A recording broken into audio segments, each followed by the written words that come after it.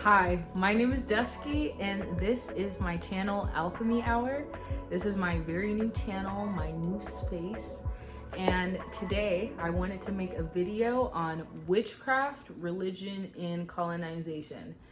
And I wanted to make this video mainly as a response to my own frustration, my own irritation. I've just seen time and time again people just call their own culture, their own traditions, call their own ancestral beliefs satanic, witchcraft, or demonic. And I really want to make this video as a response to that. I wanted to make this video to address all of the gatekept and the systemically barred history that even caused this reaction, you know? People responding to their own culture and their own ancestral and traditional beliefs, which is demonization and stigmatization. There is deep colonial and patriarchal history and violence that created this reaction and created this response.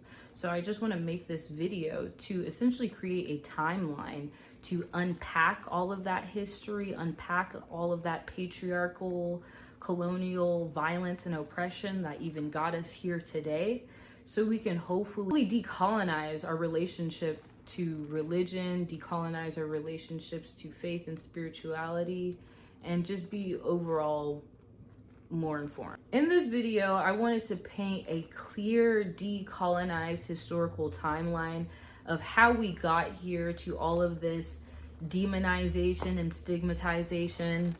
It is also my goal in this video to demystify and decolonize our perception on what's considered holy work versus demonic work. Who decides that?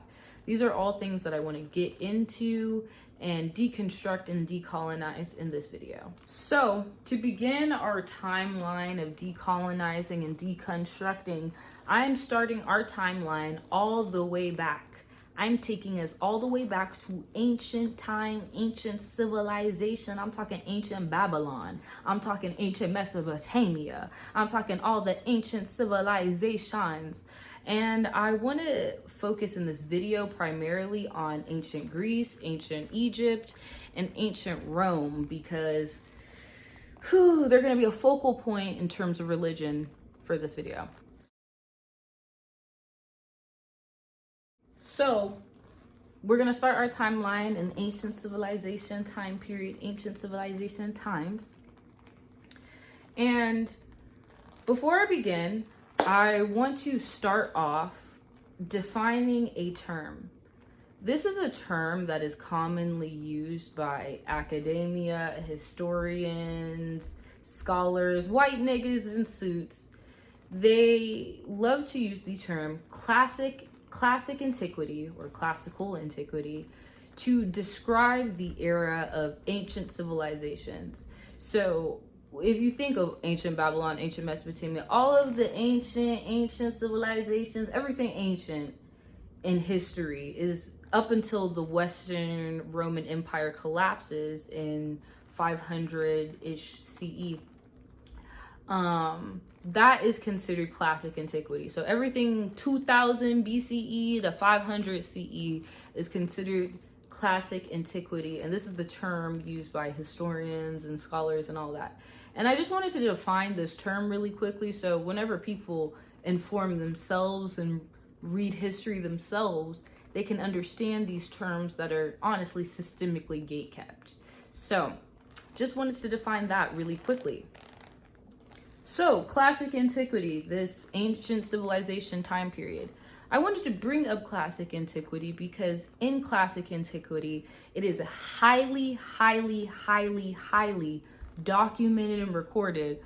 All of academia, all the scholars, all the anthropologists, all the folks, all the people who honestly have ties to the live and present culture to these ancient civilizations will sit here and tell you it is widely known all throughout classic antiquity there was widespread, and when I say widespread, I mean the whole globe, mama, widespread goddess worship, mother warrior goddess worship.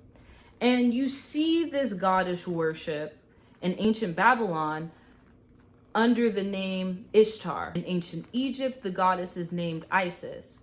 And so in ancient times, pre-religion, capitalism, pre-colonization, in the times of just ancient civilizations, niggas just got out.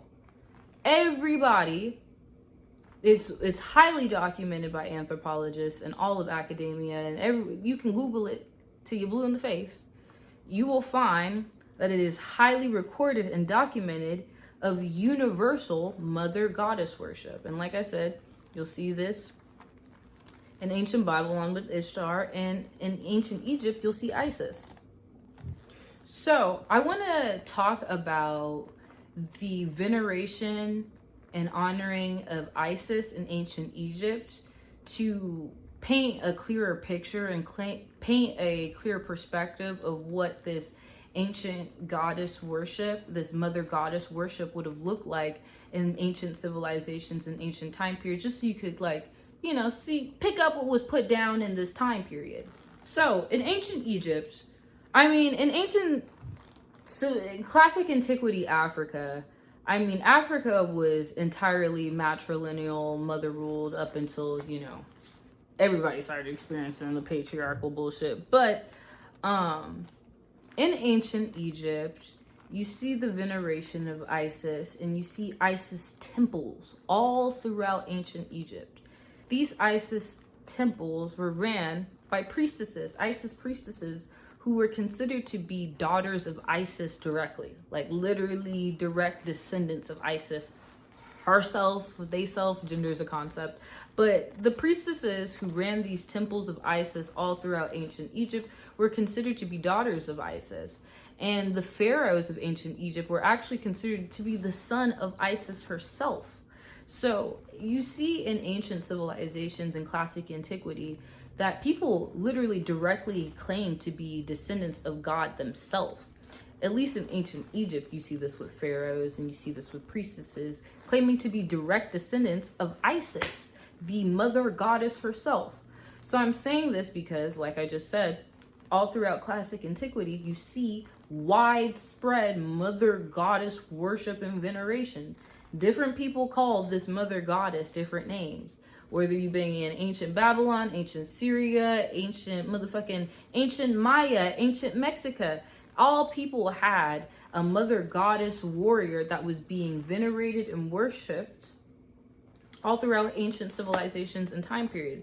And I'm talking about ancient civilizations to really deconstruct, how we got here to this, period of people calling their own culture, their own practice, their own ancestors demonic and satanic. I'm going back to ancient civilizations to really get to the root of all this. So back to ancient Egypt, right? I'm talking about these Isis temples because it was this mother goddess that was venerated and honored all throughout ancient civilizations. And to paint a clear picture of this, I want to take us to ancient Egypt. And like I just mentioned, there's priestesses who were considered to be direct descendants of Isis herself, who governed these temples. And these temples, you'll find, if anyone is watching this that is like an ancient Egypt, ancient Greece, ancient Rome, like nerd or fan, you'll be familiar somewhat with this history. Because it's known that these temples, whether in Egypt, these Isis temples, when I think about how they function, I think of Dr. Ali Alomi. Shout out Dr. Ali Alomi.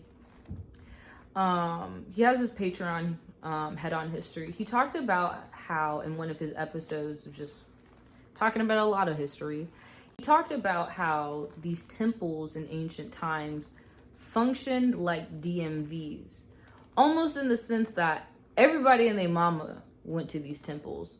Whether you were a king, whether you were a queen, whether you were a ruler, whether you're a whatever you were, any regular person, everybody in this ancient time period would go to and rely on these temples. And these temples really served as the governing and civilizing forces of all of ancient civilization until we really start seeing, patriarchal violence ramp up. And you can look this up. You're going to find a whole array of mother warrior goddesses all throughout ancient civilizations. Everybody got their own, before a patriarchal god. But we gonna get to that later on. So these priestesses, right, they honoring and venerating this mother goddess, right? This definitely looks like offerings. This definitely looks like a few sacrifices. Kill the goat, nigga, fuck it. You know what I mean? For the mother, yes, hell yes. Birth all this, yes. But one thing I want to say before I transition into the next chapter is that in classic antiquity, magic was everywhere. Magic was everywhere. We live in a time period where magic looks like a nigga like pick a card, any card, had a motherfucking. When people think magic, they think either a magician or motherfucking niggas get scared and be like witchcraft, satanic, which is the point of this video. But during classic antiquity, during this ancient civilization time periods, magic was everywhere. What you think is magic was niggas just morning routine for real. So that's the last note I want to paint on classic antiquity, because this next chapter I want to dive deeper more into ancient Egypt, because ancient Egypt, she's a big focal point.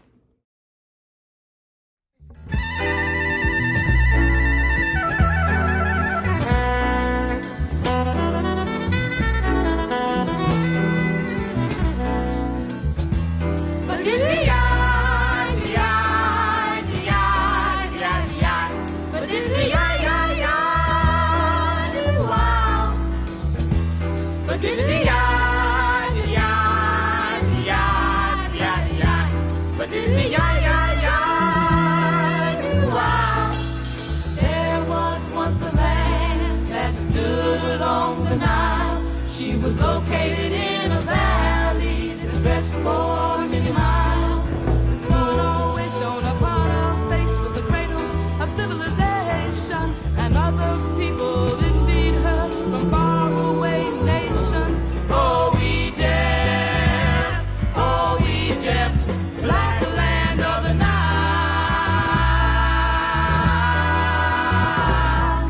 Africans came to Egypt from the country of Sudan.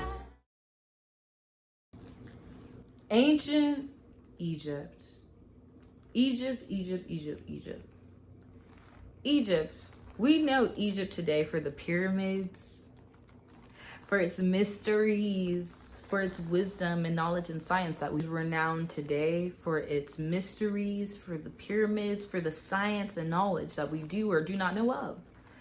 And just like how Egypt today is known for this wisdom, it was known during classic antiquity, during this ancient civilization time period, it was known and renowned for this thing too.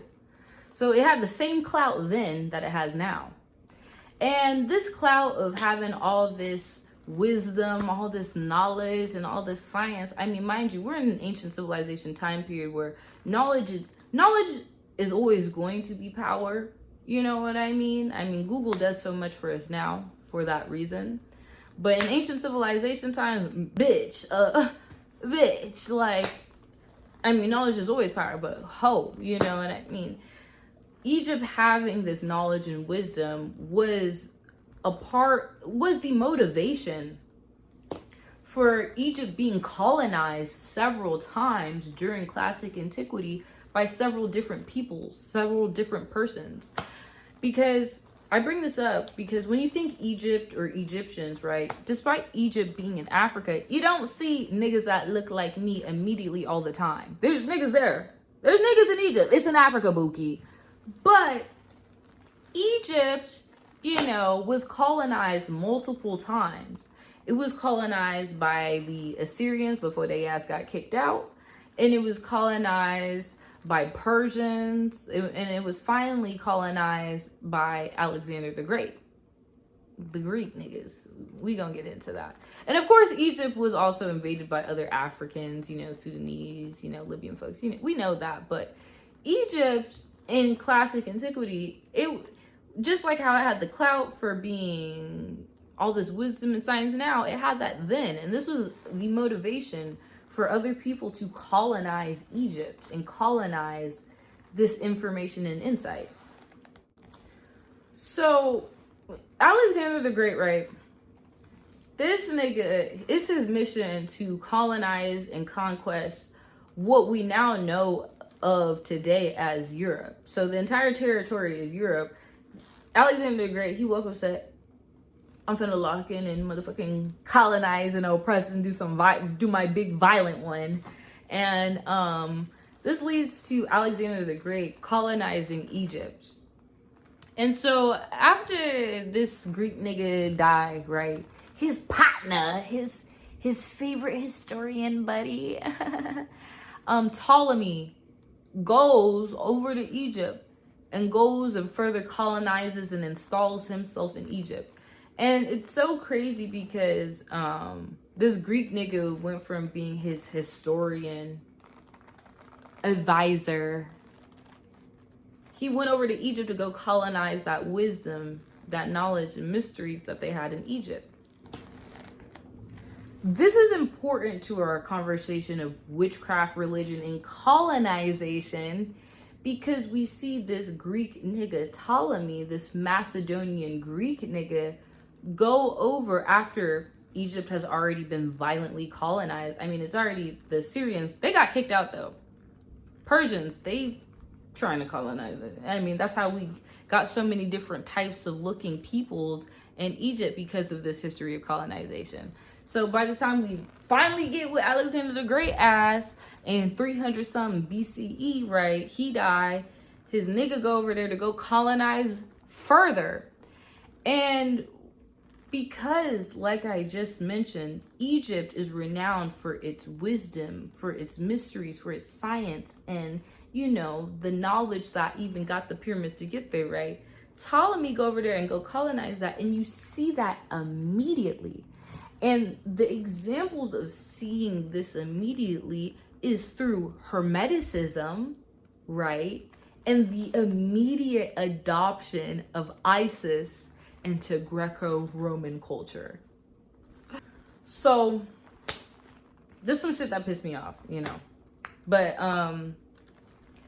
Hermeticism, what is that? Not everybody know what Hermeticism is.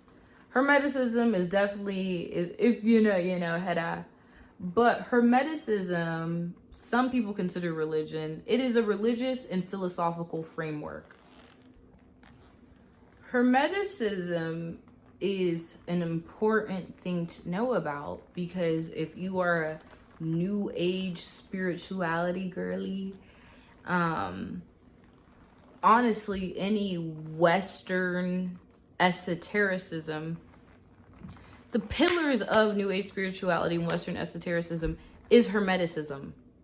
You can get your whole flow, your whole textbook, your whole rhythm, your whole shit to Hermeticism, an aspect of it, if you are a new age spirituality type bitch. Hermeticism is important to know because it is a religious and philosophical tradition that comes from Hermes Trismegistus. But it's mad known that Hermes Trismegistus is believed to be Egyptian god Thoth. So I say this because Hermeticism, right? Hermeticism is a major pillar for New Age spirituality, major pillar for Western esotericism, right? And even though it's like, oh, Hermes Trismegistus brought these books, it's known that Hermes Trismegistus is just the Egyptian god Thoth. So I bring this up because Hermeticism is a clear as day example of the colonization that is happening of Egyptian wisdom, Egyptian knowledge, Egyptian culture and tradition and sciences as soon as the Greeks go over to colonize it. I mean, that's the point of colonization, to colonize, extract the essence and resources of a colony. Egypt became a colony of ancient Greece. And what ancient Egypt had to offer outside of the Nile and its resources and agriculture, a lot of the times historians would like to reduce it just to the agriculture. But Egypt, ancient Greece niggas got they whole flow, they whole rhythm and flow from ancient Egypt. And we're going to get more into that in this video. The ancient Greeks, the Macedonian Greeks, because I'm not talking about all Greeks, you know, ancient Greece is an empire. You know, there are Afro-Greek people. There are many different types of people who exist in the Greek Empire, but I'm talking specifically about the Macedonian Greeks, you know, Alexander the Great and Ptolemy Heda. These niggas in particular, they will tell you themselves, these Greek niggas, they will tell you themselves how ignorant they were. They will tell you whether I'm saying that, you know, it is known that Hermes Trismegistus comes from Egyptian god Thoth. And I just said that, okay, Greek niggas got their whole rhythm and flow from Egyptian niggas. They will tell you that themselves. And I actually want to read a quote from an ancient Greek nigga who is actually considered one of the founding fathers of history. Yeah, by academia, by the scholars, by the historic founding father, Herodotus. Look him up. Yeah, I'm gonna read a quote from him directly. So I'm gonna read this quote of Herodotus, founding father of history. But I mean, he's not my founding father of history because I'm not a white man, nor does America or imperialist hegemony shape my life and my cultural influences or values. So he's not my founding father of history personally, but for a lot of niggas it is. A lot of scholars and, you know, whatever the fuck.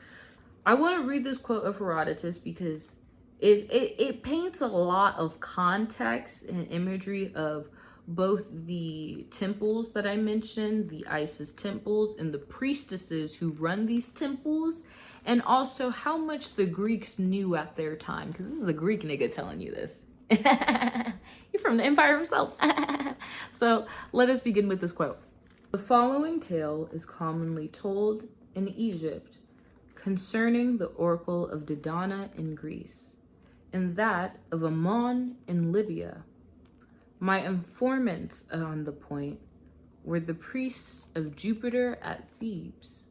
They said that 2 of the sacred women were once carried off from Thebes by the Phoenicians, and that the story went that one of them was sold into Libya and the other into Greece. And these women were the first founders of the oracles in the 2 countries. On my inquiring how they came to know so exactly what became of the women, they answered that diligent search had been made after them at the time, but that it had not been found possible to discover where they were. Afterwards, however, they received the information which they had given me. This was what I heard from the priests at Thebes, at Dodona. However, the woman who delivered the oracles relate the matter as follows. 2 black doves flew away from Egyptian Thebes, and while one directed its flight to Libya, the other came to them. She alighted on an oak, and sitting there began to speak with a human voice, and told them that on the spot where she was, there should henceforth should be an oracle of Jove. They understood the announcement to be from heaven, so they set to work at once and erected the shrine. The dove which flew to Libya bade the Libyans to establish there the oracle of Ammon. This likewise is an oracle of Jupiter.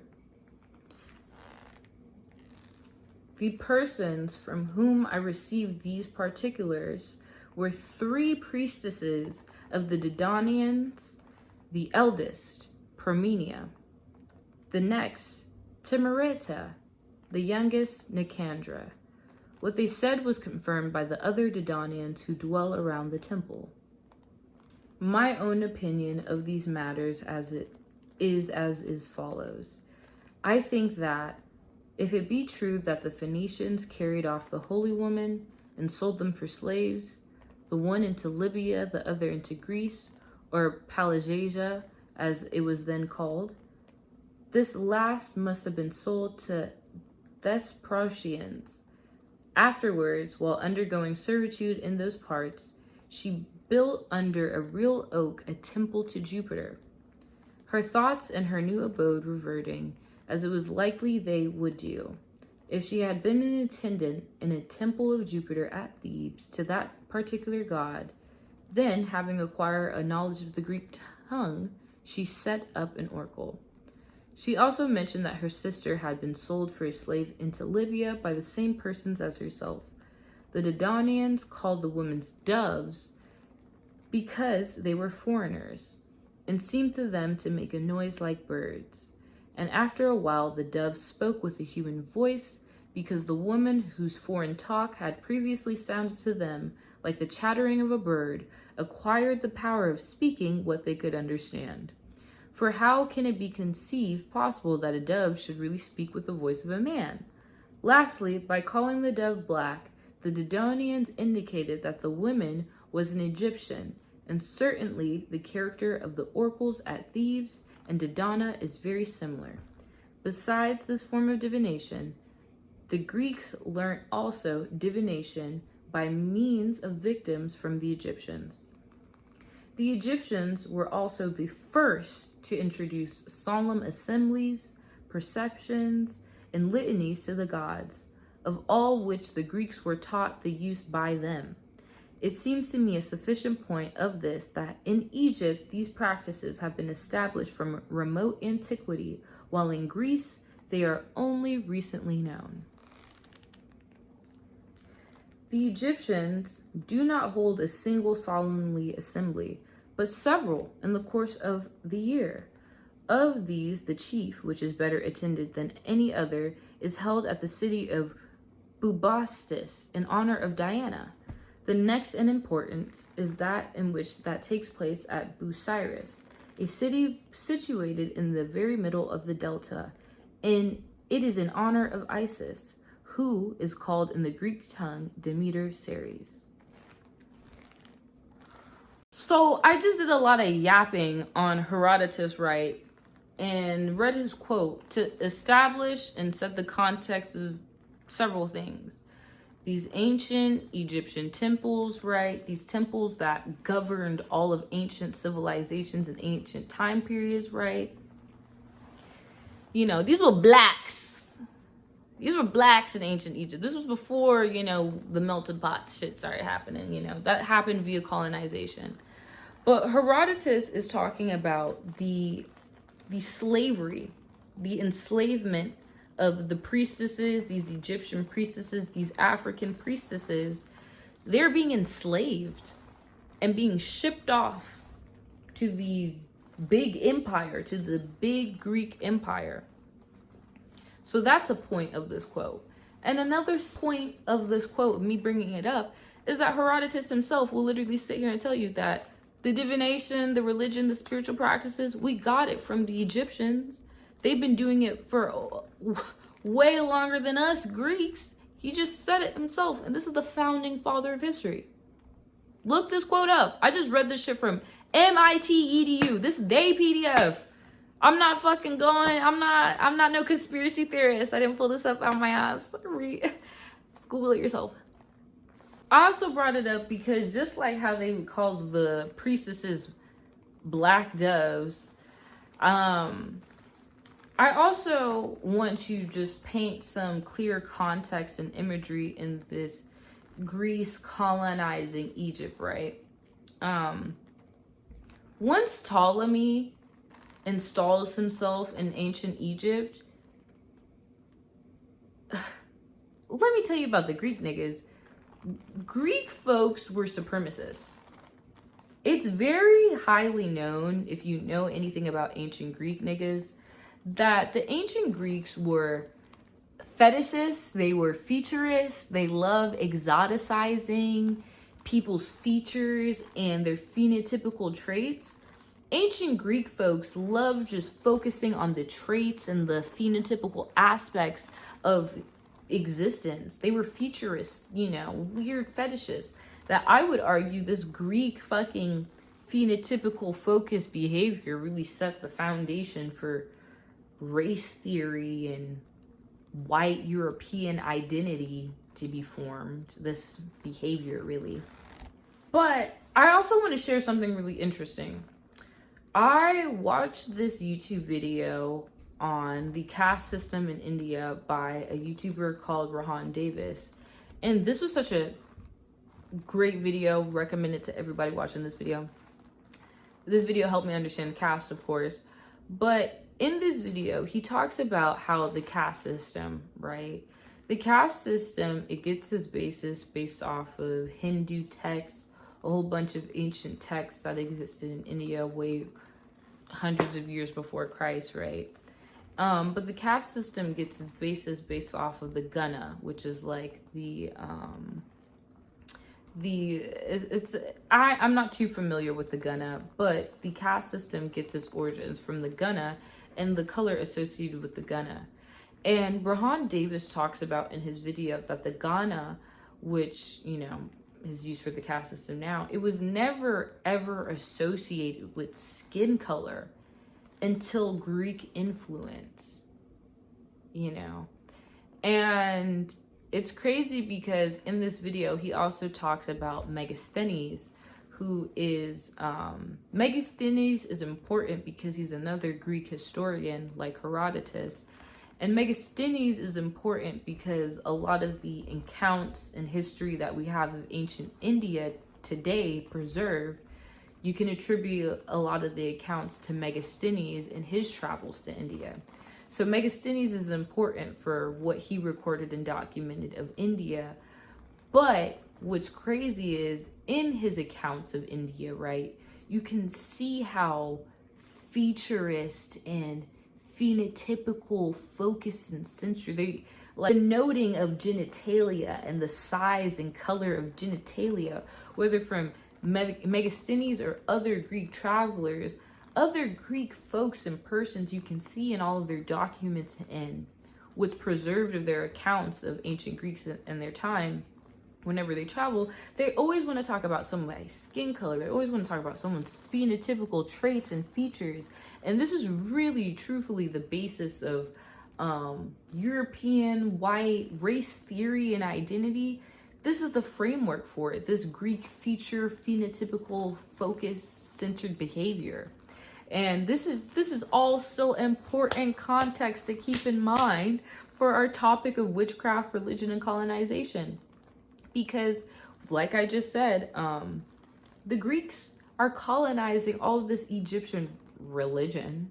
I mean, if you want to call it that, the Egyptians may not have this understanding of their own practices, but we see the Greeks colonizing these spiritual practices of people who they don't see as themselves. The Greeks are phenotypical, so phenotypical and feature obsessed that the Ptolemy bloodline inbreeds. After the first Ptolemy, I believe I think it's literally the second one. I think it's a full-blown brother-sister sibling dynamic, but for the next fucking generations of the Ptolemies, after old boy installs themselves to colonize Egypt with them, they're so fucking fucked up in the brain and so futurist freaked out. They start fucking inbreeding to keep all that Greek Ptolemy blood and power all in the family on some Targaryen shit. Y'all can't make it up. Y'all can't make it up. Google it.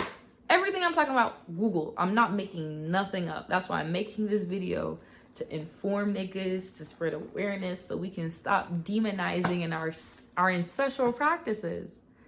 Because, I mean, my next point, this Ptolemy bloodline, right, that's colonizing all this Egyptian wisdom and science and all that. The first Ptolemy, that's the great, the ancestor of Cleopatra. Yeah, the babes a lot of y'all love It's crazy because like Rihanna got the tattoo of Isis. That's cool. That's the mother goddess. Go ahead.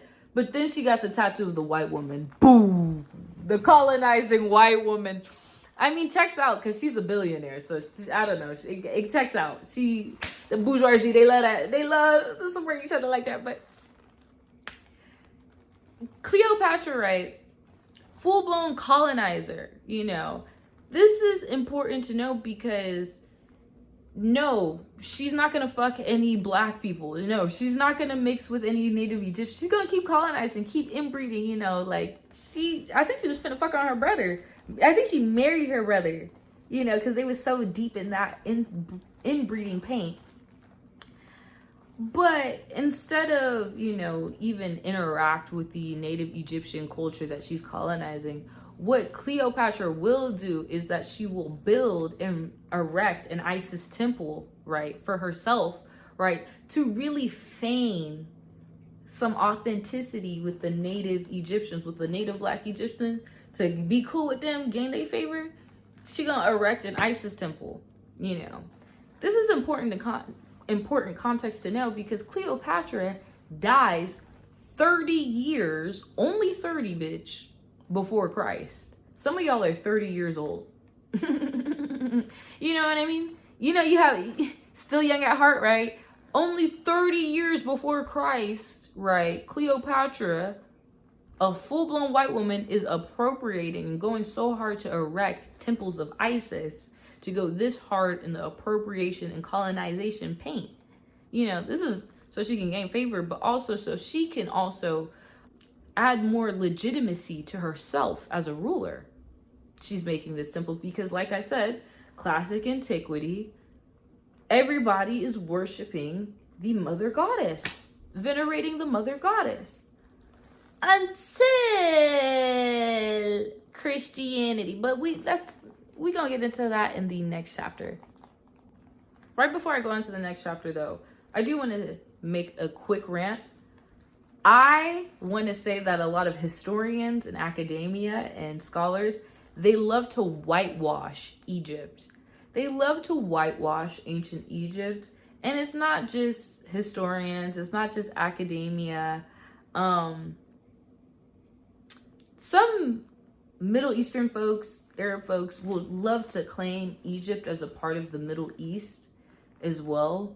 And I just feel like that's anti-black because Egypt is in Africa and it's like, Egypt's African. Why can't we just call a spade unless we're moving from some colonial behavior? Because honestly, the Persians, the Assyrians, the folks that got there that aren't black, they got there because colonialism, babe. So it's giving a very colonial response to call Egypt the Middle East. And my beef with historians is historians, instead of ever referring to anything that derives from Egyptian practices, because whether it's Hermeticism or a lot of religious things, a lot of things come out of Egypt. Historians and academia will whitewash it by referring to, oh, this is a Hellenistic Egyptian practice. This is a Hellenism Egyptian practice or custom, instead of just calling it African. You know what I mean? Academia want to always call something Hellenistic Egyptian, but they never want to call it Afro-Hellenistic, Afro-Greco. You know what I mean? It's always Hellenistic Egypt, because Hellenistic is the term for, oh, Greek colonized you. You know what I mean? But it's so whitewashing in that way to always refer to anything that comes out of Hellenistic Egypt as Hellenistic Egypt. Buki is African. It's in Africa. If I refer to anything that comes out of Congo, Sudan, anywhere, you know, oh, that's an African tradition. Just like how if it come out of Egypt, that's African. But, you know, that's something I have personal beef with when historians and academia and scholars and some Middle Eastern folks, you know, when they talk about Egypt, there's a lot of whitewashing in the history. But whatever, ancient Egypt, Greek niggas, who care, yada, yada, yada. We didn't talk about Greek niggas and they inbreeding and they weird shit. We know what they doing. We know what they done. Who cares? Because ancient Greece just becomes Rome. We all know the Greek Empire just became the Roman Empire. And I want to talk about how this Greece colonization of Egypt now turns into the Roman colonization of Egypt. And this is important because it's the same Roman Empire that killed Jesus. And ain't Jesus the basis of the one religion that we're going to get into all that. We're going to get into all that in this next chapter. Wow. So I just brought up how Hermeticism is a clear as day example of how Greek niggas are colonizing this wisdom and science in ancient Egypt. Ancient Egypt has temples all over of Isis, all over Egypt.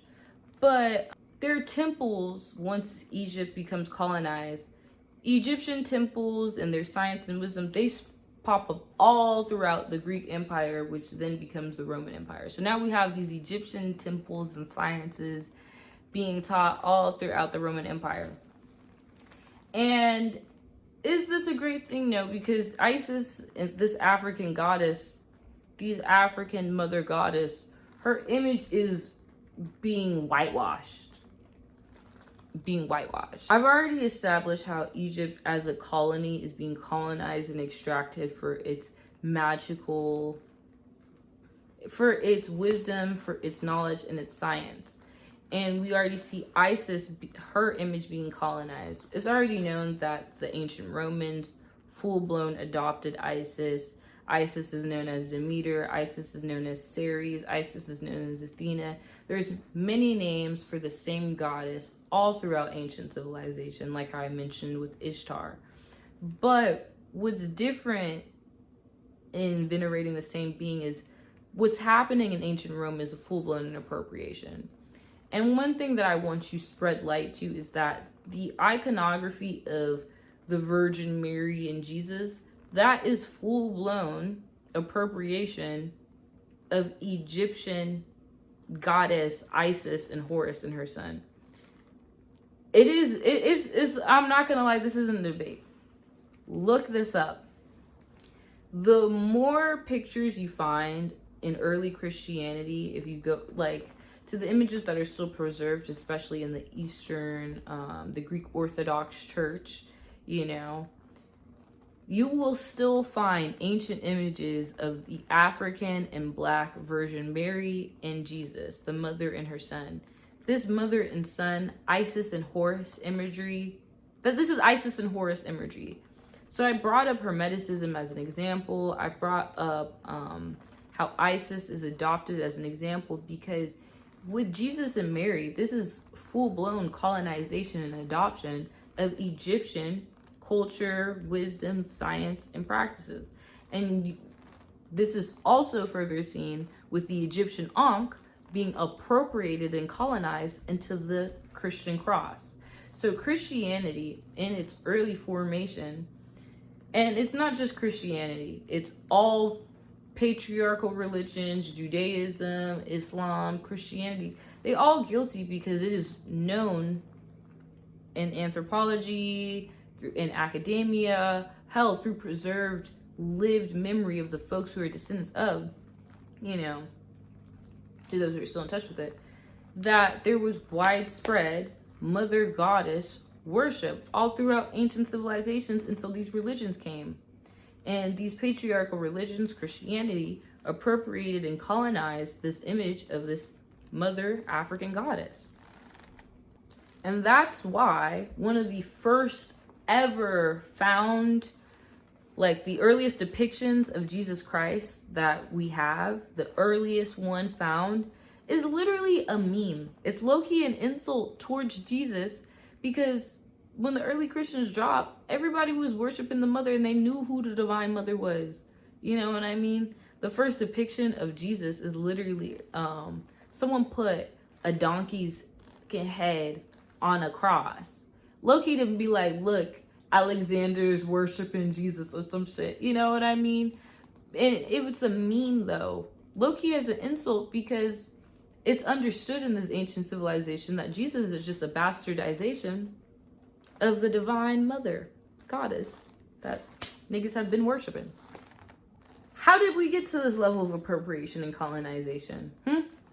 A shit ton of violence.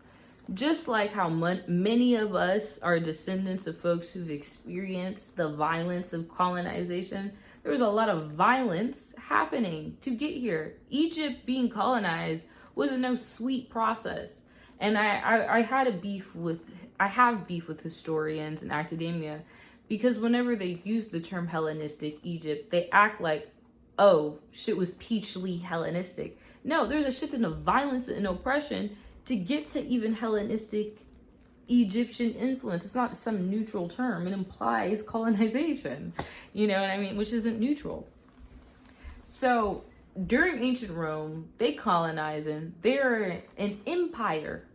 Imperialism, babe. There's a shit ton of violence. Fun fact, it was very, very, very, very common to just find dead babies everywhere in ancient Rome. You could just be walking down the street, dead baby in a box, dead baby here. You know what I mean? Violence was so common. I mean, nigga, the Gladiator film, you know what's so funny about the Gladiator film? I was watching PhD historian Sean Munger.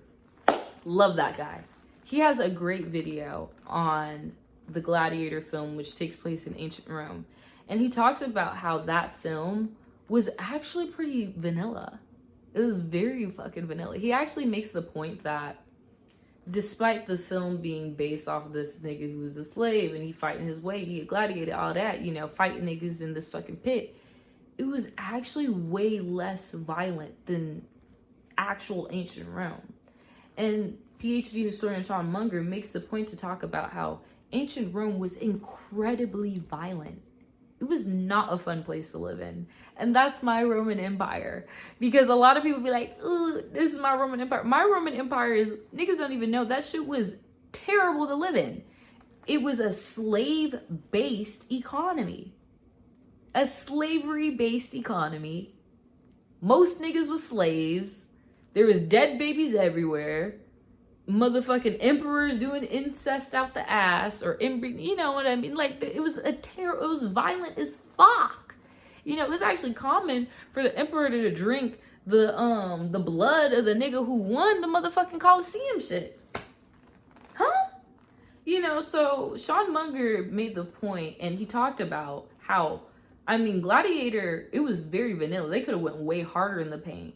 But he tried to say, Sean Munger, this is one thing I have to disagree with. He said that, you know, it's a good thing that historians didn't, or that the filmmakers didn't show Gladiator as brutal and as violent as it actually was, because what audience would like to sit with that? I'm sorry, as a black person in America, the only films they want to make for me are slave films. So if my black ass gotta see Lupita, beautiful Nyong'o, as to be a slave and get whipped over some soap, bitch, I think everybody else can watch ancient Rome in its true form. Like, what the fuck? Like, why I gotta... So I'll disagree with that one point for that reason. But I'm bringing up this point because ancient Rome colonizing Egyptian wisdom and science to birth this new religion, Christianity. A whole bunch of folks are appropriating priestess wisdom, because these priestesses of these temples and these mother goddess temples, whether it's Isis, Ishtar, whatever, you know, different names for the same goddess, you know, these priestesses, their wisdom, their text, their science is being actively appropriated to birth these patriarchal religions. And this ain't new. I mean, Religion for Breakfast, love Religion for Breakfast down. They just dropped a video talking about the goddess that existed before Allah. Everybody has a mother goddess in their culture, in their practice, pre-patriarchal religion. That's why I'm making this video, because I'm tired of the satanic witchcraft demonic stuff, because Buki, this religion stuff is brand new. Literally brand new to human existence. But with colonization and these patriarchal religions, you see them violently oppress and reduce the role of these priestesses. I mean, in the ancient civilization, life was so good. Everybody was just ruled by the mother, matrilineal civilizations and society, no patriarchy, everybody gay, everybody fucking everybody cunt. You know what I mean? Life was so good until niggas said, I'm jealous. Let me motherfucking incite the fucking patriarchy, whatever the fuck. I don't know. I couldn't never be no loser hoe thinking like them. But through colonization and oppression, you see the role of these priestesses be violently reduced. So it went from these oracles ruling society to them being prisoners in these temples, you know. And in ancient Roman society, you know, it's really terrible because you see their role be relegated just for the government's just use. You know, of course, these priestesses are here, but, you know, you see the Roman officials further as classic antiquity time progresses, the role of these priestesses, their role becomes more reduced and limited because of oppression and colonization. I believe, not too sure, but I believe that in the Roman Empire, folks who worked with the death, there was a certain taboo of folks who worked directly with dead bodies or worked with death, that they were relegated outside the confines of the city. They had to live outside the city because there was a taboo with that. But if you were a priestess and you are sacrificing, you know, or you have to work with dead bodies, right? You see priestesses or folks literally being forced to the outside of the city. And you see religious ghettos being created. So Roman Empire motherfucking relegating the priestesses, oppressing the priestesses. There's motherfucking college niggas, just dead babies in the street. There's violence everywhere. You literally can't even leave your house past sundown in ancient Rome because there's no street lights, bitch. And you will get robbed. They will rob or violate you or kill you in ancient Rome because it's not a fun time to live in. It's really bad. That's my Roman Empire. Niggas don't know how bad the Roman Empire actually was. So with all this bullshit, right, that leads us to our next chapter.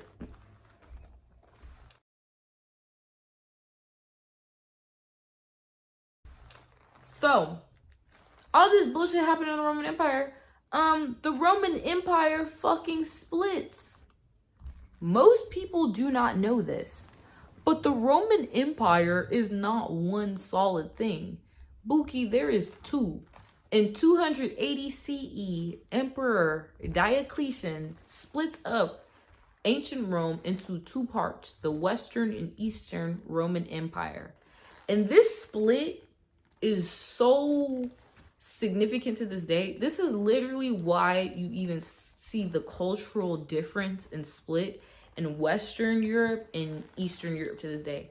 Cause I know the difference between Eastern Europeans. Shout out my Serbian niggas. I know about y'all. But I got a few friends. But there's a huge difference between Eastern Europeans and Western Europeans. And this split begins with the split in the Western and Eastern Roman Empire. Why is the split important, you say? Because after Diocletian split the shit up, because the shit's so violent, he can't handle it. This is too much, right? Emperor Constantine in the 400s, I don't know, 400s, before the 500s, 400s, Constantine, he says, I really want to recolonize this entire territory. Thank you, Papa Alexander the Great, for colonizing all of what we now, in modern times, know as Europe. Thank you for colonizing all this territory. Unfortunately, it's been split up. Let me recolonize it under Christianity. So we've already experienced the priestesses be violently oppressed, their roles be reduced, but it is with Constantine that he makes Christianity the new fucking state religion of the Roman Empire to recolonize the Western and Eastern Roman Empire. Because it was split up. But he said, let me get it back together via Christianity. So Christianity is literally being used as a colonial tool to recolonize this entire territory under one God, one Father, one Son, one government, one ruler, Constantine. And that's what Constantine does. So he makes Christianity the new state religion, And with this, there's more oppression, more violence to the priestesses who literally civilize civilization. And we see these Isis temples. You can see like temples of Ephesus. There's several different temples, Athena, Demeter, Ceres temples, all throughout ancient Greece, all throughout ancient Rome, all throughout ancient civilization. But in particular, in ancient Rome, you see Constantine made Christianity a new state religion. And with that alone, the temples in ancient Rome, they get destroyed. And they destroy these temples to create the new fucking Christian capital of Constantinople. Literally, the new fucking capital, Constantinople, created out of the ravaged and pillaged temples of Athena, Demeter, Isis, Ceres, these mother goddess temples, ravaged and destroyed to build the first motherfucking new Christian churches under Constantinople. And shout out that song, Istanbul, now Constantinople, Istanbul, Constantinople. Great song, because Constantinople, the new capital of the Roman Empire, the new Christian capital of the Roman Empire, exists in Istanbul, modern day Turkey. So, to put some further context out, because this whole video is devoted to context and just debunking and decolonizing a lot of history and painting a clear timeline, right? When most people think of the Roman Empire, they're thinking of the Western Roman Empire and its capital and its, it being in Rome, Italy, and all of that, Buki, I'm gonna be real, that shit crumbles in the 500s. The Western Roman Empire crumbles. After Constantine do all this shit, none of this imperialism shit is sustainable. It never has and never will be. So of course the Western Roman Empire crumbles despite nigga trying to recolonize this shit under Christianity. But the new capital, Constantinople, is now moved into the Eastern Roman Empire. And the Eastern Roman Empire does not crumble until the 1400s. So, mind you, the same empire that killed Jesus, and Jesus is the guy so many people love, that empire that persecuted and killed nigga, that shit still existed until the 1400s. T. You know what I love about Western academia and historians? Classic antiquity, right?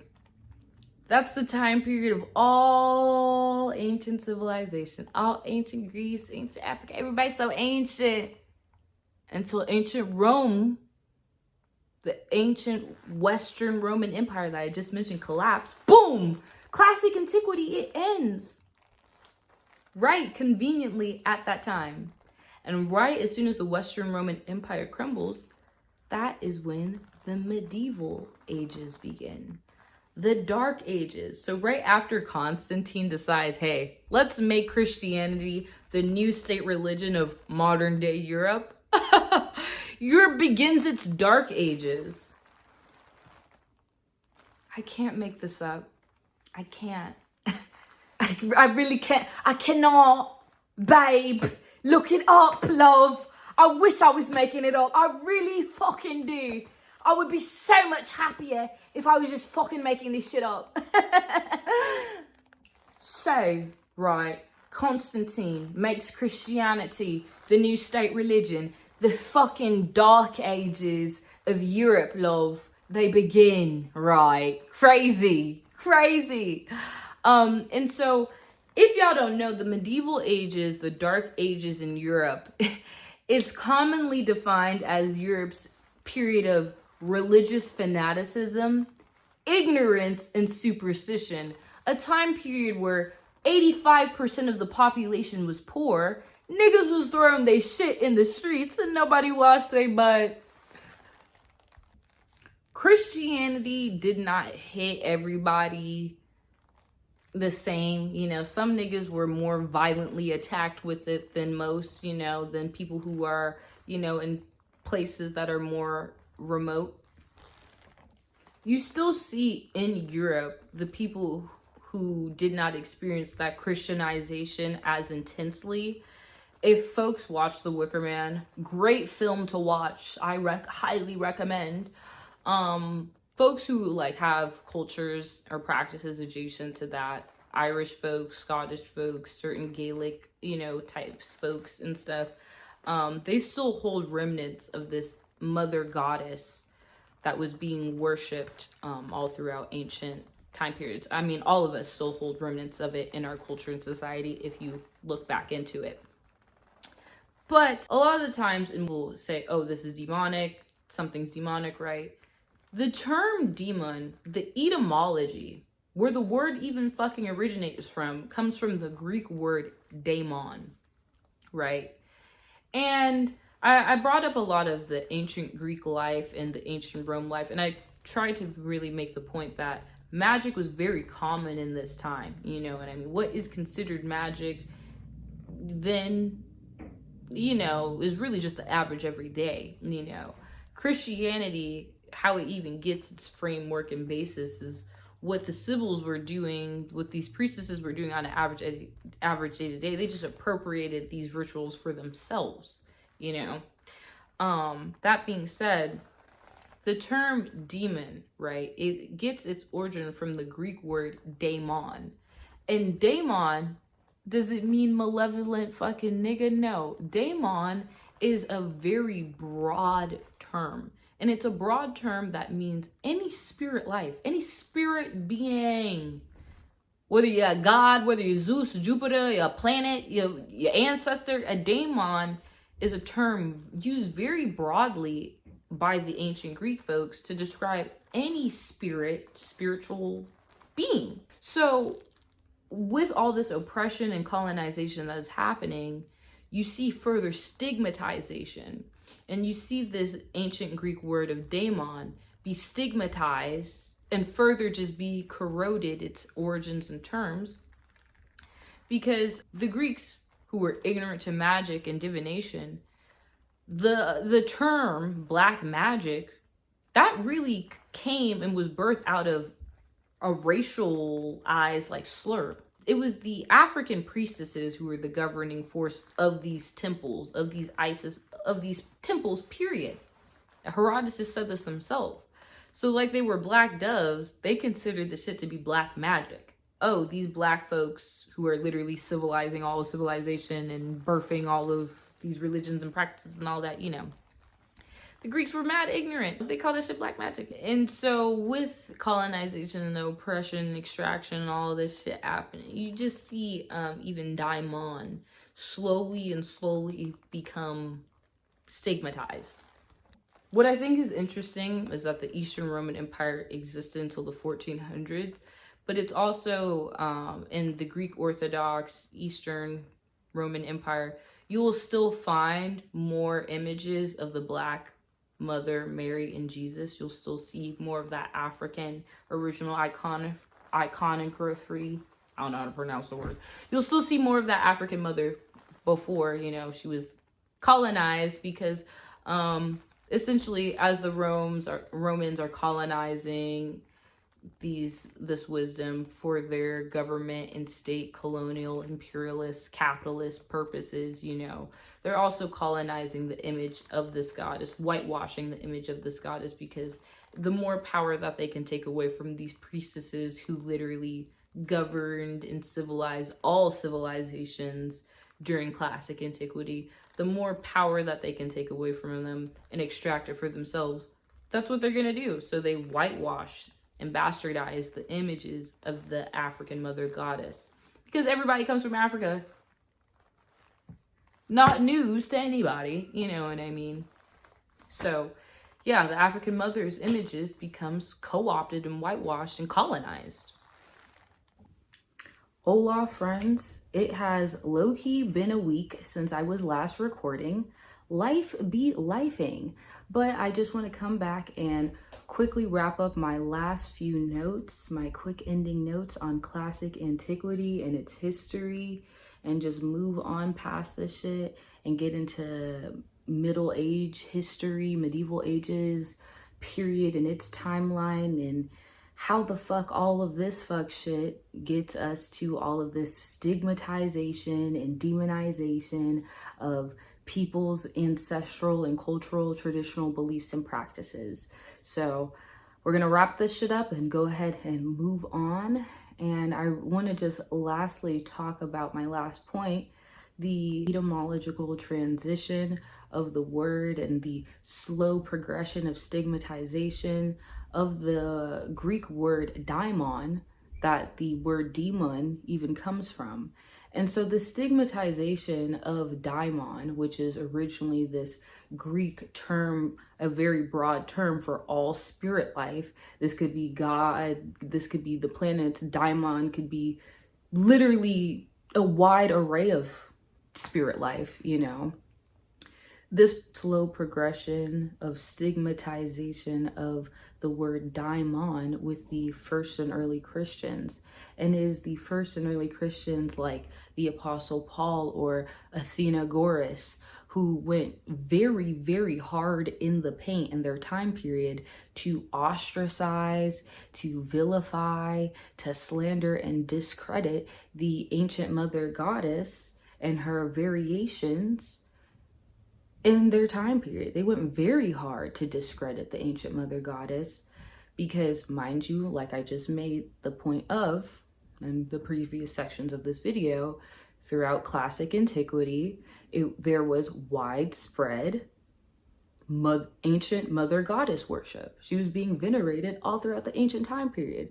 So when the early Christians come out, they start stigmatizing, they start slandering and discrediting and villainizing and vilifying and ostracizing daimon to bring some form of legitimacy and credibility to their own religion, to add legitimacy and establish their new budding religion. Because this is, I mean, everybody's worshiping and venerating the mother, so of course they're going to start slandering and vilifying the mother to, you know, add some legitimacy to their shit, to their emotion, which is, hate to call even that.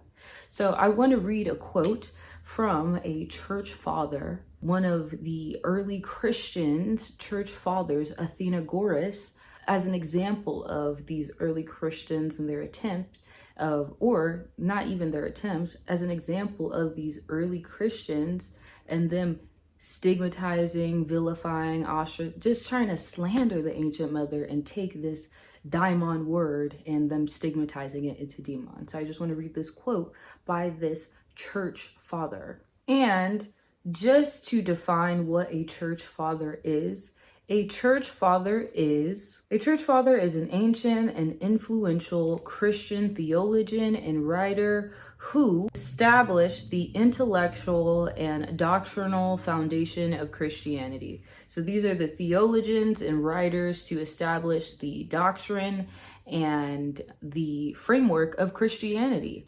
So the first OG founding father Christians, that is what a church father is. And so I just want to read this quote from Athenagoras, who is a church father, ancient Greek nigga himself, as an example of this early Christian stigmatization and vilification.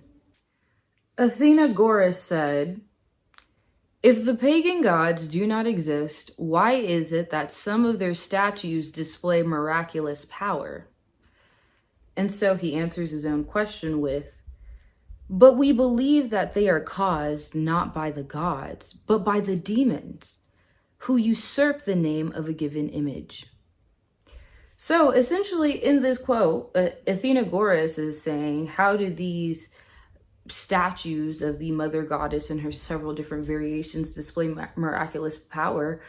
Demons! That's essentially his fucking logic. And this is the intellectual and philosophical framework that Athenagoras is contributing to.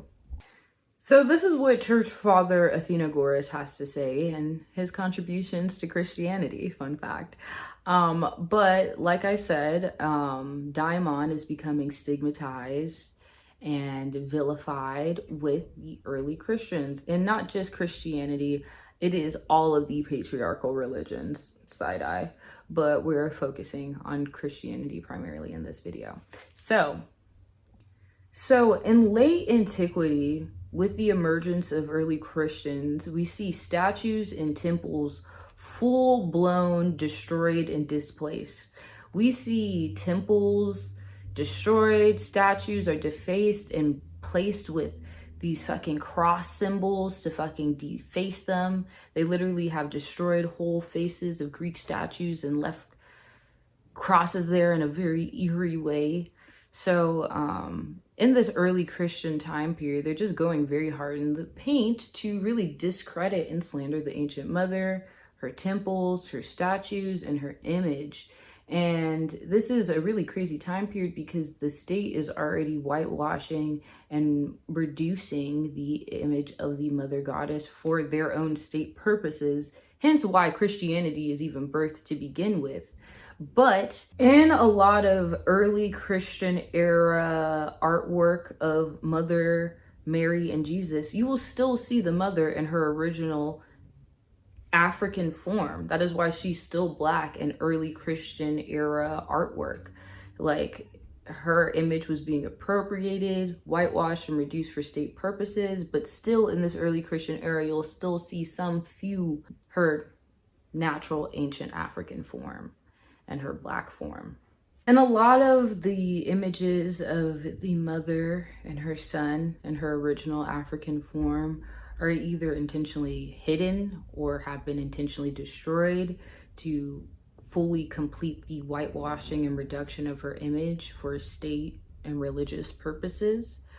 But I don't want to keep yapping about that. My last quick note on classic antiquity, the late classic or classical antiquity era, is that all the Greek niggas, all the philosophers that a lot of Western society loves to dick ride, like Plato, Socrates, they got all of their philosophy from the Egyptian schools and temples that I was talking about earlier.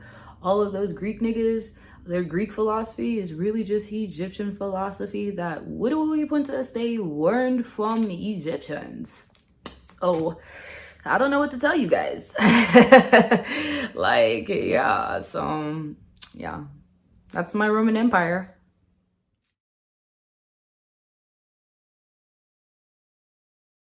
So all that happened. Now we move into the medieval ages because, as I previously mentioned, the Western Roman Empire fucking crumbles. Volcanoes, Pompeii out the ass, bitch. That shit crumble. And now we move into the medieval ages, the Middle Ages, Dark Ages of Europe. Like I said, 85% of Europe's population was poor. And this is a time period that is defined by the church. The same church that I was just talking about. That just did all that appropriation. Yeah, the medieval ages in Europe is defined by the church and religious fanaticism, superstition, and ignorance. Let's get into that timeline. We start this Middle Ages period with the Code of Justinian. Well, at least I'm starting our timeline with the Code of Justinian. And the Code of Justinian is, oh boy, Emperor Justinian, the emperor on the block of the Eastern Roman Empire, also known as the Byzantine Empire. Still Roman niggas, but another name for the same empire is the Byzantine. This old boy, Emperor Justinian, this nigga essentially preserves all of the current Roman law. So all of that legal framework that the Roman government used to kill and persecute Jesus, Justinian said, let me preserve this shit. And this preservation is the legal basis and framework for all of Europe to this day. Europe still gets its entire legal framework from this preservation of Code of Justinian. So any nigga who is colonized by a European and therefore they have absorbed European legal frameworks into theirs, you can thank the Code of Justinian for that. Thank you, Emperor Justinian. And so after this Code of Justinian, we progress in our medieval history timeline to the Plague of Justinian. This happens very early in the medieval ages in the 500s. And I want to bring this up because right after they just codified and just made Christianity the new state religion, mama. One of the first ever documented and recorded pandemics in history touches down in Europe, called the Plague of Justinian. Right after Code of Justinian, motherfucking Plague of Justinian. And like I just said, first ever recorded and documented, one of the first recorded and documented pandemics in history. And it has the same bacterium from the Black Plague, the Black Death. I cannot make this up. Keep a pin on the plague. We're gonna circle back to that. So in the 590s, right, we have Pope Gregory the Great, not great to me, just a name, but Pope Gregory, he becomes elected in the 590s, and he makes it his entire mission, his entire campaign to convert Anglo-Saxons into Christians. Who are the Anglo-Saxons, you might ask? The ancestors of British niggas. What do we? The ancestors of British niggas, the modern British niggas that we know of today after, you know, Western Roman Empire crumbles, all these volcanoes, we have the Anglo-Saxons who migrate up into the British Isles, and it is the Anglo-Saxons who are the ancestors of the British niggas, and the Anglo-Saxons who Pope Gregory who he makes it his mission to convert them into Christianity. Important context, I would say, being that we're going to get to that. But after the 590s, in the 600s, we have the emergence of Islam with the Prophet Muhammad.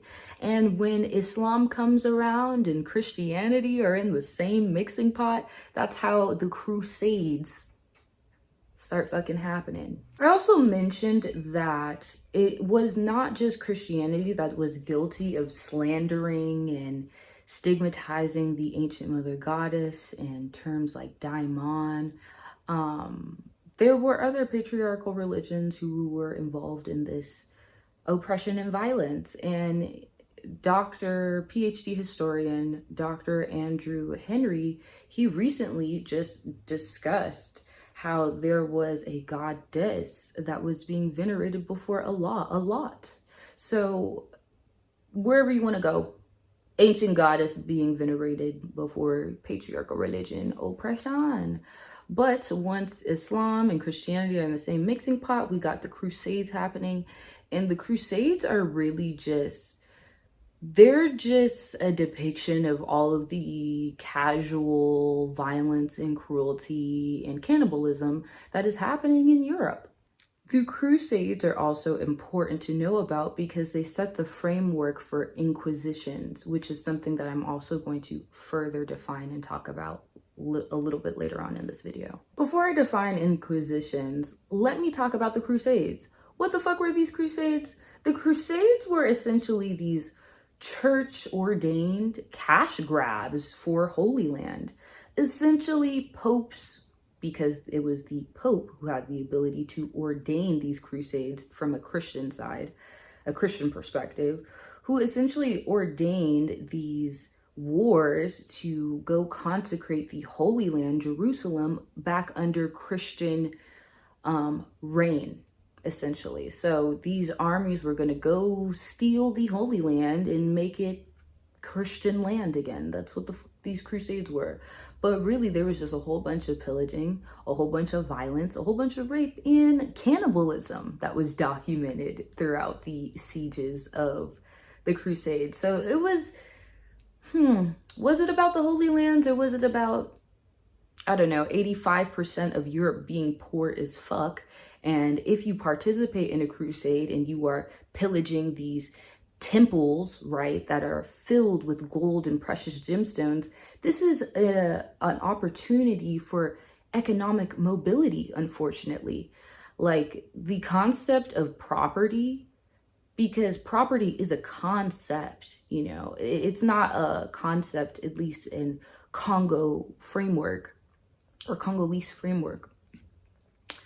But the concept of property is really kicking Europe's ass, and niggas are so goddamn poor, they like, shit, crusade niggas, sign me up, and there are times where niggas are secluded in these crusades where maybe they fucking killed everybody and now they isolated on this island or this part of land, or they killed everybody and now there's no fucking food around because there's no grocery stores, bitch, that they just fucking resorted to eating each other. Like, it's crazy because the Pope, the church ordained all of this. Thank you, church. Thank you, Pope. I mean, it's kind of giving this is what this was all for. And mind you, the popes that had the ability to ordain these crusades, it is documented. It is known that a lot of the popes at this time, they like to keep adolescent boys as lovers. They were pedophiles. Popes were pedophiles then and now. So that's tea. So the Crusades is just happening all throughout the Middle Ages. And by the 1300s, we have the Black Plague. So essentially all that's been happening in Europe, like I said, this is a period defined by religious fanaticism, ignorance, and superstition. No one's washing their butt. Everyone's throwing their shit into the street or into the rivers if you're European. And the Black Plague hits Europe. Europe at this point has been being hit by famines, being hit by plagues, mad motherfucking crusades, bitch. It's mad fucking violent and it's not a fun place to live. And cannibalism is very, very, very, very common in this time period. This is something that a lot of Europeans low-key need to unpack. That's some generational trauma, Buki, the amount of scarcity to make a nigga eat another nigga. I bring up the Black Plagues because in this time period after, mind you, everybody was Christian. Not everybody. We're gonna get to that, but in this time period where a lot of Europe had already experienced Christianization and they were experiencing these plagues and niggas were just eating each other, it was so common in this time period that people were eating each other that the myth Hansel and Gretel, that that tale so many of us grew up with. The importance of myths, the importance of folk tales is the preservation of history. Hansel and Gretel is the exact preservation of the amount of famine, the amount of cannibalism, and the amount of death and plagues that were touching down and striking down Europe. Like, no tea, no shade. It was very common in medieval ages for people to abandon their children or for them to just full-blown eat their children. It was common for Europeans to eat children because they considered children to be, I guess, in their fucked up brains, more delicious or easier to eat. Kind of remnant of modern times, if you... Anyways, Hansel and Gretel is a preservation of this history, and even though in this modern time the misogynistic aspect of the witch is played up, there's real history there.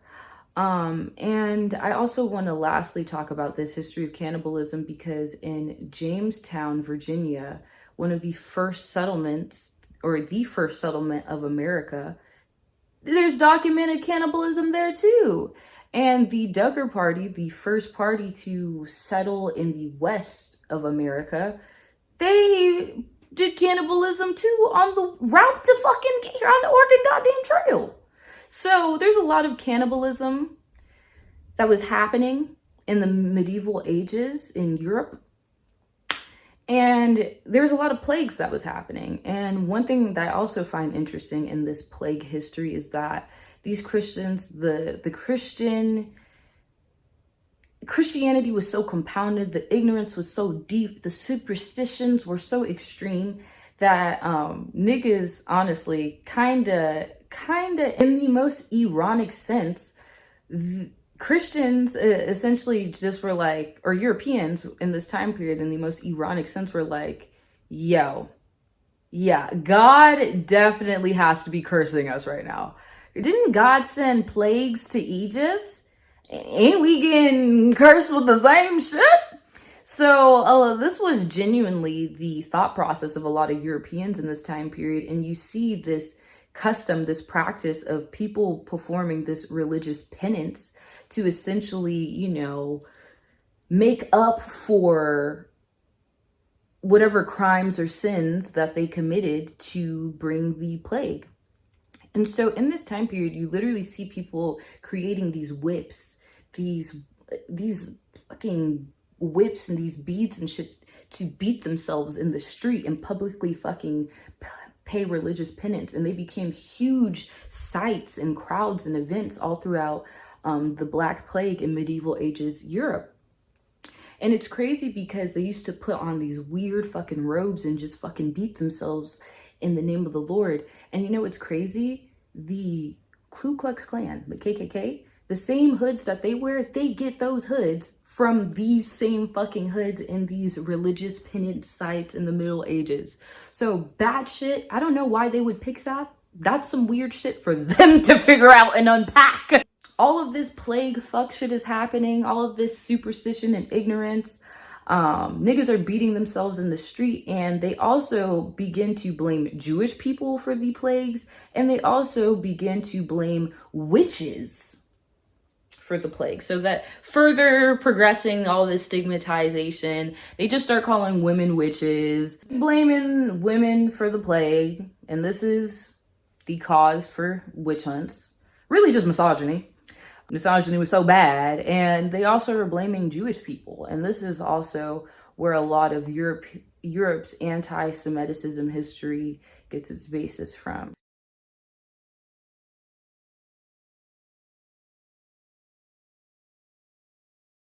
So I talked about the Crusades, but now we are in the Inquisition history period of this video. So essentially, the Crusades that I just talked about, they set the framework for inquisitions. I was watching PhD historian Sean Munger, his video on the Fourth Crusade.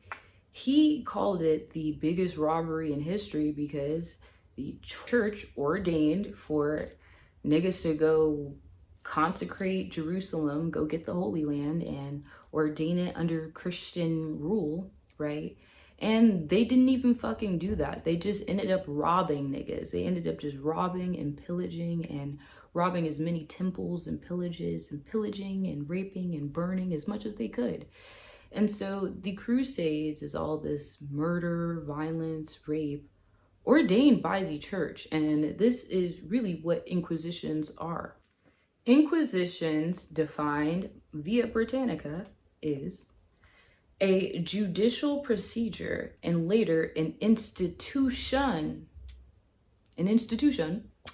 that was established by the papacy, and the papacy is the Roman Imperial Church, and sometimes by secular governments to combat heresy. So a judicial procedure and later an institution that was established by the papacy and sometimes secular governments to combat heresy. This is what Inquisition is on paper. Inquisitions are the papacy, the Roman Imperial Church, and the government essentially just justifying imperialism, justifying witch hunts, justifying violence, justifying oppression, justifying murder, justifying colonization under one God, one Father, one Son, one government, one ruler, one king, one president. All the inquisitions are a process for the government and for the Roman Imperial Church to ordain and justify their violence and oppression. In classic antiquity, what is ancient Europe, ancient Greece, ancient Rome? It was first colonized by Christianity. And after Europe was colonized by Christianity, Europe used Christianity via inquisitions to justify colonizing kidnapping, genociding, and oppressing and killing and raping and pillaging Africans and indigenous peoples and their land. I want to read another quote by Britannica about the most popular Inquisition. The earliest, largest, and best known of these Inquisitions was the Spanish Inquisition, established by Pope Sixtus IV at the petition of Ferdinand and Isabella, the rulers of Aragon and Castile, and a papal bull of November 1st, 1478. It was eventually extended throughout the Spanish Empire in Europe and the Americas through a system of subordinate regional tribunals. So this is the Spanish Inquisition that enabled Christopher Columbus. It was these inquisitions that enabled Christopher Columbus, the Portuguese inquisitors, the Spanish inquisitors. It is the Inquisition process that enabled them and allowed them to feel justified in everything that they did. Another quote I would like to read by Britannica: Columbus made his transatlantic voyages under the sponsorship of Ferdinand and Isabella, the Catholic monarchs of Aragon, Castile, and Leon in Spain. And also post-Reformation period in European history. The King of England is also the King of the Church of England. After Henry VIII, the King of England is also considered the King of the Church of England. So at this point, the King of England is synonymous with the King of the Church of England. And we have the governments, the church, using inquisitions to justify colonialism. And we have King James dropping his demonology book, the full circle completion of just corruption and bastardization of the word daimon. We get King James dropping demonology in 1597. And then we also have Jamestown, Virginia, which is also the first settlements in America not too long after. So, like I just said, Inquisitions are a Christian framework, the Roman Imperial Church and the government working together. I mean, Christianity was already used to unify the Western Eastern Roman entire empire government. So, yeah. In this time period, 1400s, 1500s, it's super convenient because academia and historians and Europeans, white folks, conveniently consider this period where the Inquisitions begin and Europe begins colonizing. The Middle Ages, they're done, guys. The 1,000 years we spent cannibalizing each other, raping, pillaging, murdering as many folks within our vicinity under the name of Christianity, that period's over. It's now the age of enlightenment. So historians and academia conveniently consider this period the age of enlightenment when they now take all of this bullshit that they've been festering for 1,000 years and start leaving and colonizing. And also conveniently, because it's been 1,000 years since ancient Greece and Rome, they start reminiscing. What was it like? You know, and this is how we get the term Renaissance, Age of Enlightenment period. It begins when Europe starts colonizing the rest of the world, conveniently. The Spanish government also used inquisitions to kick out what they called Moors, the Africans that lived in Spain, because Spain, Italians, they niggas for real. The castles in Spain and Italy, a lot of the castles in Europe were built by the Moors, the Africans that ended up getting kicked out via the Inquisitions. A lot of Jewish people were kicked out via the Inquisitions, but it was also the Inquisitions that was, you know, like I just said, the justification for colonization. I wanted to talk about all of this because this is the societal, spiritual, psychological, and moral justification and explanation for colonizing, genociding, trafficking, exploiting, and murdering Tainu, Maya, Mexica, Africans, peoples. This is the justification and explanation, the context, the spiritual, psychological, social, societal, and moral context for all of this oppression and colonization and extraction after they already used inquisitions to expel the Black/Moorish people and Jewish people and the witch hunts. Historian John K. Thornton has a quote about the Congo Empire and how he notes that the end of the Congo Empire can be marked of one of three events. One of these three events was first contact that the Congo Empire made with Christian Portuguese conquistadors.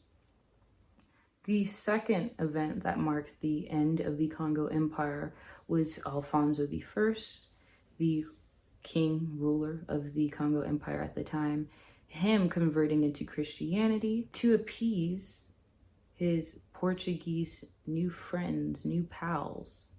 To appease them, he converted into Christianity, and this is one of the second events that marked the end of the Congo Empire, because as he was converting to Christianity, the Portuguese were still kidnapping Congolese people, despite the conversion. Portuguese are still trafficking Congolese folks, and this is the beginning of the transatlantic slave trade war.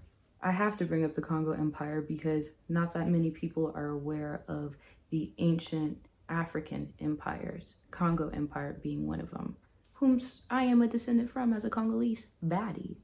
But we just talked about how the Inquisitions just justified colonization, and we have these Spanish and Portuguese conquistadors and the Americas trafficking and exploiting the indigenous folks. And despite this, the indigenous folks and the Africans that are being kidnapped and being placed in the Americas, first in the what was called Saint-Domingue, but the countries that we now know of, Haiti and Dominican Republic, were some of the first of these Spanish and Portuguese colonizers and conquistadors to touch down and start trafficking and exploiting. But despite all this trafficking and exploiting, you see Tainu and African people, they are in the same boat of oppression and violence. They meet each other in mountains, in spaces, in their lands. And we see the culture and practices and the traditions of the Tainu people and the African peoples mix. And we see these people mix and unify to fight against the oppression that they're experiencing. When we see these Tainu indigenous folks and these African folks uniting to fight against their oppression, I am talking about the history of the Maroons. Not that many people know Maroon history. There are systemic reasons why. But a lot of more known, more popular Maroon idol or Maroon figures are folks like Gaspar Yanga, Queen Nanny of the Maroons, Nat Turner, Denmark Vesey, Toussaint Louverture, Thomas Alexander Dumas, and Marie Cisette Dumas. You see indigenous and African folks whom the Spanish called Maroons fighting and rebelling against this oppression, and they are very successful. The Haiti Revolution is an example of this success. They literally freed and liberated all of Haiti, mama. And with Haiti's revolution, it set off this this timeline, like this butterfly domino fall effect of Haiti being freed and other Central South America countries and spaces being freed, because slavery was never sustainable, and slavery was never this period of, oh, everybody was just enslaved and everybody was oppressed. There was war, riots, rebelling at every single point and stage of slavery. And when these folks, these African indigenous folks, were mixing their spiritual and their practices, their cultural practices and traditions, this was recognized as a threat by the colonizers, by their oppressors. So you see the Spanish, you see the British, you see the French, you see all of the colonizers immediately introduce laws like the Oba Act. You see like the Noir Black Code by the Spanish. You see several different laws be introduced to restrict and ban and limit Africans and indigenous folks from them practicing their indigenous and ancestral cultures, practice, faiths, and traditions, which is really why I'm making this video. Nat Turner used astrology to time and plan his rebellion. He timed it to an eclipse. And after Nat Turner's rebellion, they introduced the same stop and frisk law that we experience, the right and ability for police officers in America to stop you and frisk you. They introduced that law because of Nat Turner and his rebellion. So I just wanted to bring up that history. Depending on where you were regionally, whether you were, say, in Cuba versus Florida versus Pennsylvania versus Brazil, it's going to look very different on the amount of laws and legal restrictions that these inquisitors, colonizers are putting on these indigenous and African peoples. But depending on where you're at, you can literally be lynched, you can be flayed for doing the tiniest bit of practicing your ancestral and cultural beliefs. Mind you, throughout medieval age Europe, gibbeting and tarring was a common form of punishment. And gibbeting is where they would take a dead body, kill them, and they would publicly display that dead body at the site of where the crime may have happened, and they would leave it there publicly until that body literally ceased to exist, until it rots off the bone. And that was a very common form of punishment, gibbeting or tarring, where they would punish them by fucking drenching them in oil. So gibbeting and tarring were common forms of punishment in medieval Europe before slavery even happens, before we even see lynchings or any other forms of colonial violence be perpetuated by colonizers. So we are at our conclusion of this video. My last few points are: Europeans have a lot of trauma that they should unpack for their sake and everyone else's. And despite academia not wanting to talk about it like that, they know, it is widely known, recorded, and documented and known that throughout classic antiquity, throughout ancient civilization time periods, everybody and their mama, it was universal to honor and to venerate the mother goddess. Everybody and their mama was doing it during ancient time periods until religion. Because religion was birthed to keep you from venerating and honoring the ancient mother goddess. Niggas love trying to make God like a man, like trying to make up some dumb shit like, oh, we were birthed from his forehead, or we were birthed from his sperm cell. Ain't no way. You could be birthed from none of that. You could only be birthed from a pussy, from the ancient mother goddess's pussy. So whether you call the mother goddess, the Virgin Mother Guadalupe, Inanna, Oannes, Miwata, Yamaya, Athena, Demeter, Isis, Persephone, Kali, Swati, Turtle Island, whatever name you call her by, it is the same mother goddess who was venerated and honored before religion. So I have made this video so we can all hopefully... Y'all, my camera ran out of storage right before I could finish the end of what I was saying. And that's why y'all need to run up this subscriber and like count so I can have the means to get a better setup and have a better camera that never run out of storage, because by camera, I mean my iPhone. But I was gonna just conclude this video with saying that I just want all of us, everybody, to just have decolonized relationships to faith and spirituality. And depending on the reception of this video, I will drop a series on how to start the process of having a decolonized faith and spirituality practice. So run this shit up, y'all. So of course, do all the algorithmic things, like, comment, subscribe, share this video to anyone you think might need to hear all of the things I was just talking about, share this video as much as you can. If you made it all the way to this part of this video, first off, I want to salute you. Thank you for listening to me yap that long, and I just want to thank you in this final part of this video. Thank you for staying all the way to this process. I put a lot of work, a lot of energy, blood, sweat, and tears to honestly just making this video. I put a lot of life into honestly getting here to make this video. So I just hope it's well received.